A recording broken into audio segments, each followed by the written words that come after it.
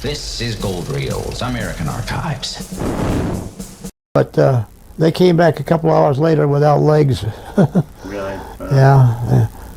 So I stayed there about 2 or 3 days. They sent me back to what they call a rehab area. I don't know where that was. Somewhere in France, was it? Somewhere in France. Yeah. And at that point, they sewed me back up here. And I could only use one arm, so you had to feed yourself. So, you know, they took care of there. And I spent, let's see, from probably January, February, March probably. So they put me in a 2.5-ton truck and off we went. I didn't know where I was going, whether I was going back to my outfit or where.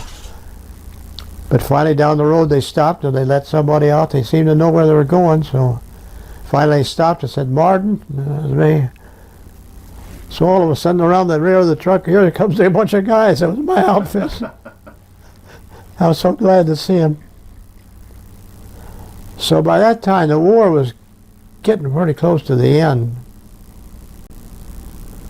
After that Bastogne deal, why those guys moved south France and finally down around Berchtesgaden.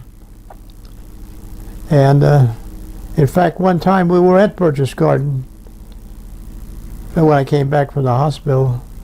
Berchtesgaden is Hitler's retreat, well, and we spent a couple of days there. But the French had got in before us and they looted everything else.